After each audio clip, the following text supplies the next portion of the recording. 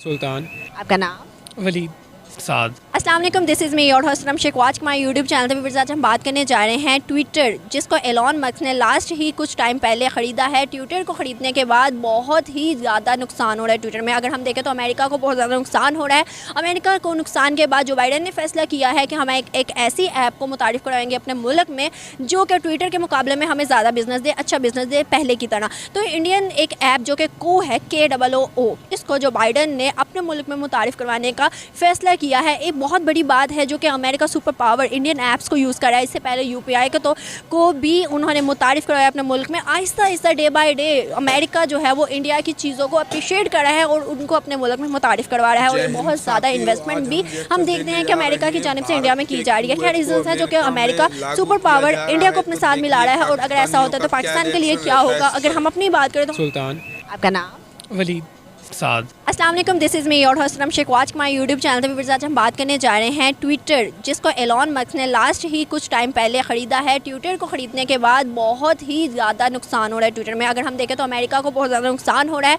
America को नुकसान के बाद जो बाइडन ने फैसला किया है कि हम एक ऐसी ऐप को मुतारिफ़ करवाएंगे अपने मुल्क में जो कि ट्विटर के मुकाबले में हमें ज़्यादा बिजनेस दे, अच्छा बिजनेस दे पहले की तरह। तो इंडियन एक ऐप जो कि को है KOO, इसको जो बाइडन ने अपने मुल्क में मुतारिफ़ करवाने का फ़ैसला किया है, एक बहुत बड़ी बात है जो कि America super power Indian apps को यूज़ कर रहा है। इससे पहले UPI को भी उन्होंने मुतारिफ़ करवाया अपने मुल्क में। Aahista Aahista day by day America जो है वो इंडिया की चीज़ों को अप्रिशिएट कर रहा है और उनको अपने मुल्क में मुतारिफ़ करवा रहा है। और बहुत ज़्यादा इन्वेस्टमेंट भी हम देखते हैं कि अमेरिका की जानिब से इंडिया में की जा रही है। क्या रीज़न्स है जो कि अमेरिका सुपर पावर इंडिया को अपने साथ मिला रहा है, और अगर ऐसा होता है तो पाकिस्तान के लिए क्या होगा? अगर हम अपनी बात करें तो हम क्या कर रहे हैं, हमारी ऐप्स क्या कर रही हैं, हमारे पास कौन कौन सी ऐप्स हैं जो कि लीगल है हमारे मुल्क में? तो चलते पाकिस्तानी आवाम की तरफ और इस सवाल का जवाब लेके मिलते हैं वीडियो के एंड पे।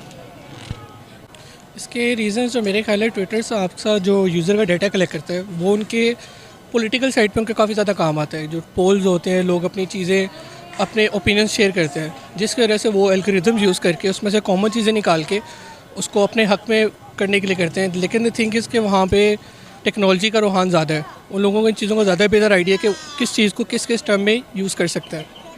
बट पाकिस्तान साइड पे क्योंकि हम लोग थोड़ा सा मेंटली बैकवर्ड्स हैं, इसलिए उतना ज़्यादा यूटिलाइज़ नहीं करते मेरे। हम देखें तो अमेरिका का ज़्यादा से ज़्यादा बिजनेस इस टाइम इंडिया में। इंटेल एक कंपनी थी जो कि चिप्स मैन्युफैक्चरिंग की, और उसने चाइना में कितने साल काम किया। चाइना से रिसेंट वो मूव करके इंडिया में दूसरा प्लांट लगा दिया। एप्पल, आईफोन, बहुत बड़ी बड़ी जो कंपनीज़ हैं वो इंडिया में बेस हो गई हैं चाइना को छोड़ के। क्या रीजंस लगती है? कॉस्ट ऑफ प्रोडक्शन कम है। इंडिया को लैंड ऑफर कर रहे हैं। इंडिया को आई थिंक 2 कंट्रीज़ है जिनको लैंड ऑफ एंटरप्रेन्योरशिप कहा जाता है। फर्स्ट पे आता है हमारा पैलेस्टाइन और इज़राइल और सेकंड इंडिया। वो लोग आगे बढ़ रहे हैं। वो लोग कह रहे हैं आओ हम लोग आपको जगह देते हैं, सारा कुछ देता है, पैसे आके इन्वेस्ट करो। वो लोग अपना फ्यूचर देख रहे हैं, इसलिए वहाँ पे कॉस्ट कम। देखा जाए तो लेबर भी बहुत cheap। हाँ जी, वहाँ पे लोगों उनके पास पॉपुलेशन वहाँ पे बहुत ज़्यादा है। वो लोग कह रहे हैं लोग आएँ काम करें। क्या रीजंस है जो कि पाकिस्तान 75 सालों में डेवलप नहीं कर पाया, लेकिन इंडियंस ने बहुत जल्दी ग्रो किया? हम लोग एक तो पहली चीज़ है कि हम लोग उस वडेरेपन से बाहर नहीं निकल पा रहे। ठीक है, बजाय इसके टेक्नोलॉजी में एडवांसमेंट्स हों, हम लोग ऊपर वाले ये देखते हैं कि उस लिहाज से लोग अगर पढ़ देंगे, उनको पता चलेगा, तो जो उन्होंने उसके ऊपर जो एक बबल के अंदर रखा हुआ वो लोग उससे बाहर निकल आएंगे, जिस वजह से उन्होंने चीज़ें हिंडर की हुई हैं। लोगों को आइडिया नहीं है। क्या करते हो आप? मैं जॉब करता हूँ, कंप्यूटर इंजीनियर हूँ। अच्छा, आप स्टडीज़ क्या है? मैंने कंप्यूटर इंजीनियरिंग की हुई है। क्या लगता है कि अपनी स्टडीज़ के मुताबिक अपॉर्चुनिटी मिली काम में?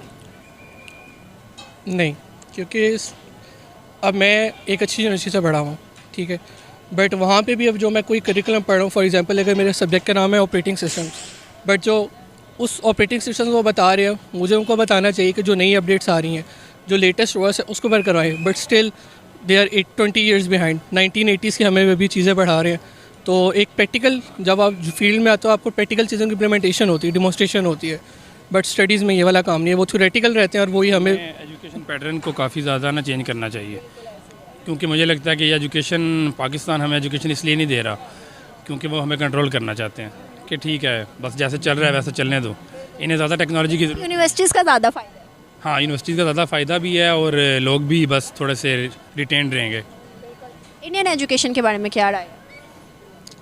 इंडिया से पढ़ा हुआ नहीं, बट द थिंग इज़ अगर आप बीइंग अ स्टूडेंट, आप 24 घंटे हम लोग जो पढ़ना होता है बुक्स पे कोई नहीं देखता, मेरी बात सुनो, जब YouTube से सर्च किया हो कभी में भी कोई टॉपिक, ऐसा टॉपिक जो कि सच में मतलब सही वाला टॉपिक हो, बहुत बड़ा वाला टॉपिक, तो सबसे ज़्यादा व्यूवरशिप पे कौन सी आती है, पाकिस्तानी या इंडियन जो वीडियोस होती है? इंडियंस होते हैं। आप कोई भी किसी चीज़ कोई भी फील्ड आप उठा लें, बेशक वो प्रोग्रामिंग हो, मैथमेटिक्स हो, एक छोटे बच्चे के क्वेश्चन हो, जो चीज़ मर्जी हो, उसमें हर चीज़ में लेक्चरर, यूडेमी, कोर्सेरा, आप कोई भी उठा लें, हर जगह भी इंडियन है। यूट्यूब पे वीडियोस ट्रेंडिंग होती ही, सारे टीचर्स हैं ही वो, उन्होंने एक किस्म का उसका अकेडमी बनाया हुआ है। तो यहाँ से अंदाज़ा लगाओ कि उनकी एजुकेशन कैसी? कि एजुकेशन टॉप नॉच है। आप कहोगे कि मैं इंडिया से पढ़ा रही हूँ।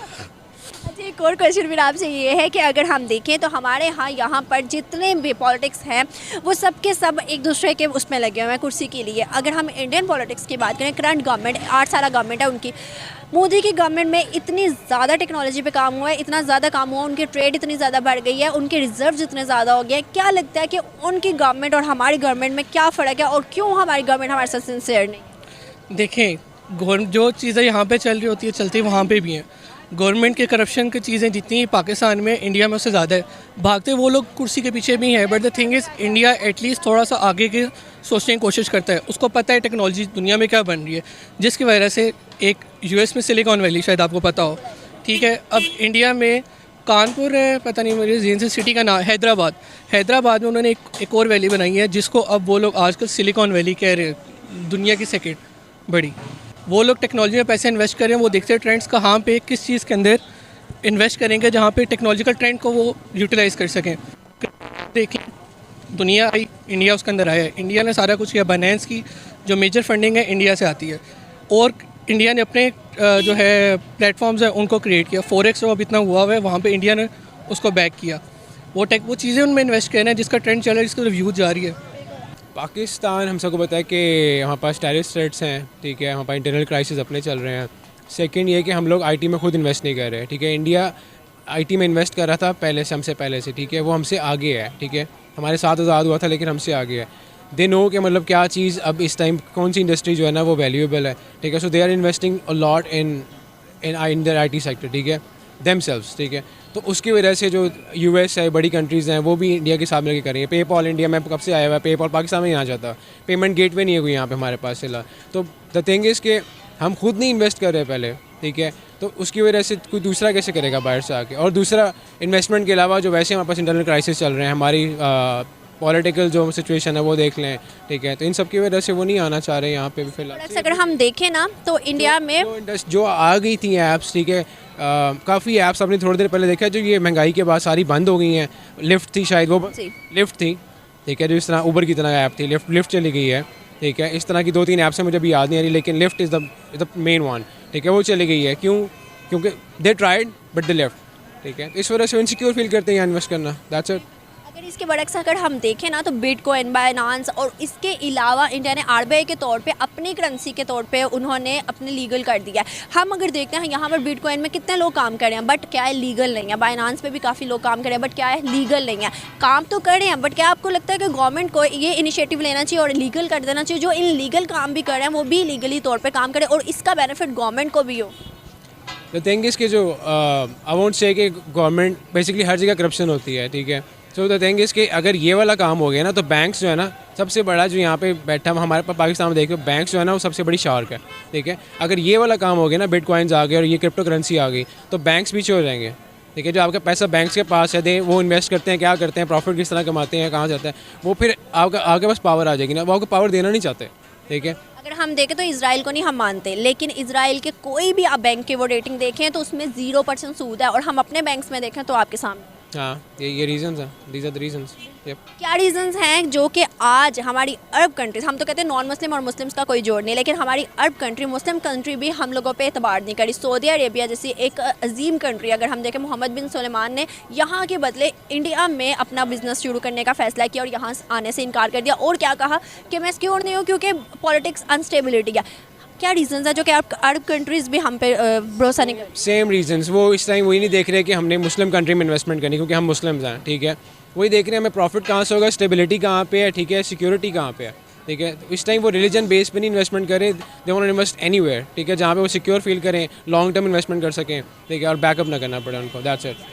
ऐसे ही है। क्या लगता है आने वाला फ्यूचर पाकिस्तानियों के लिए, जो कि डे बाय डे हम देखते हैं कि पाकिस्तानियों के बाहर माइग्रेट करने की जो रेशियो है वो ज़्यादा होती जा रही है। इवन के 7,000 पाकिस्तानियों ने लास्ट टाइम कहा था कि हमें वीज़ा दो, हम लोगों ने बैठ जाना है, पाकिस्तान में अपॉर्चुनिटीज़ नहीं है। क्या लगता है कि पाकिस्तान का फ्यूचर और पाकिस्तानियों का फ्यूचर?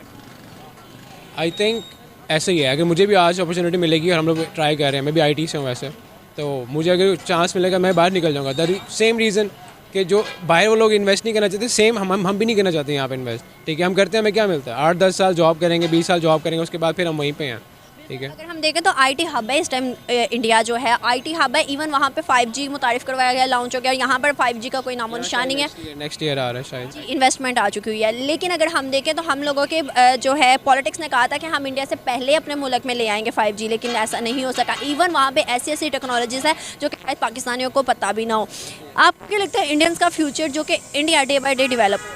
इंडिया का फ्यूचर हमसे काफ़ी आगे, वो अभी इस टाइम पे भी हमसे 50 साल आगे हैं एटलीस्ट। 7,000 थे लेकिन आगे हैं। ठीक है, they want to compete countries like China, Russia. ठीक है, हम लोग वो नहीं सोचते। हमारी अभी सीट की लड़ाई ख़त्म नहीं हो रही कि यार हमने पावर किसके पास जानी है, दैट्स इट। ठीक है, तो इंडिविजुअल्स के बारे में कौन सोचेगा? क्या लगता है हम इंडिया को बीट कर पाएंगे? फ़िलहाल नज़र नहीं आता।